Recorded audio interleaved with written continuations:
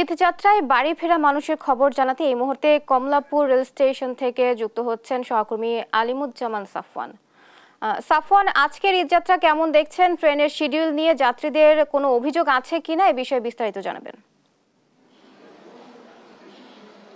বুবলি, সকাল থেকে আমরা যেমনটি দেখতে পাচ্ছি যে কমলাপুরে ঘরমুখ যারা যাত্রী রয়েছে তাদের উপচে পড়া ভিড় রয়েছে। তবে সবচেয়ে যে বিষয়টি আমরা লক্ষ্য করেছি সে এখানে কিন্তু 3টি নিরাপত্তা স্তর বসানো হয়েছে, অর্থাৎ টিকিট ছাড়া কোনো যাত্রী এখানে আসলে প্রবেশ করতে পারছে না। এছাড়া প্রতিবারই যে অভিযোগটি থাকে টিকিট কালোবাজারির, বেহাত হয়ে যায় টিকিট, আসলে এই জন্য যাত্রীরা আসলে পায় না টিকিট। তো কিছুক্ষণ আগে আমরা এই রাজধানীর কমলাপুরে দেখতে পেয়েছি যে র্যাব 3-এর একটি অভিযানে 4 জন কালোবাজারিকে তারা গ্রেফতার করেছে এবং তাদের কাছ থেকে 100টিরও বেশি অবৈধ টিকিট সেটি কিন্তু র্যাব 3 আসলে উদ্ধার করেছে।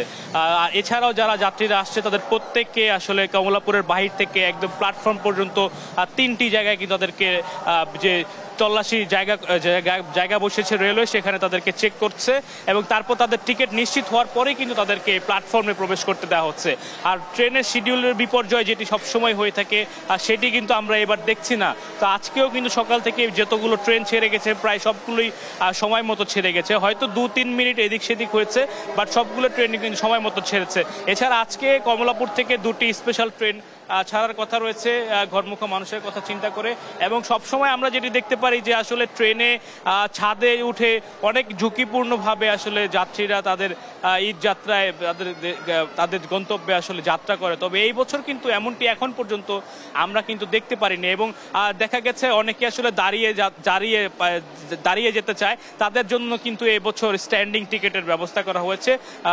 যতগুলো আসন রয়েছে প্রতিটি ট্রেনে তার বিপরীতে 25% স্ট্যান্ডিং টিকিটও কিন্তু দেওয়া হচ্ছে। আসলে বলতে পারি যে এখন পর্যন্ত ঈদ যাত্রায় একেবারে নির্বিঘ্নে যাত্রীরা তাদের গন্তব্যে যেতে পারছেন এবং দেখতে পাচ্ছেন যে কমলাপুরে কিন্তু আগের মতো আসলে ভিড় নেই, অর্থাৎ একেবারে যাদের কাছে টিকিট নেই তাদেরকে কিন্তু এই ভেতরে প্রবেশ করতে দেওয়া হচ্ছে না।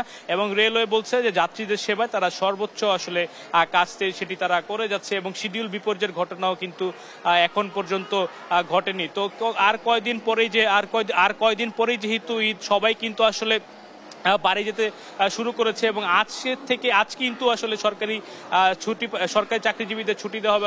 আজকে কিন্তু শেষ কার্য দিবস এবং আগামীকাল থেকে কিন্তু ঈদের টানা যে ছুটি সেটি কিন্তু দেওয়া হবে। তো আজকে কিন্তু রেলওয়ে থেকে বলা হয়েছে যে অনেক বেশি ভিড় আজকে হতে পারে, তবে এখন পর্যন্ত কোনো ধরনের বিশৃঙ্খলা আমরা কমলাপুর রেলওয়ে স্টেশনে দেখতে পাইনি। তো বুবলি, আমার কাছে এই ছিল কমলাপুর রেলওয়ে স্টেশন থেকে সর্বশেষ খবর। সাফওয়ান, আপনাকে ধন্যবাদ।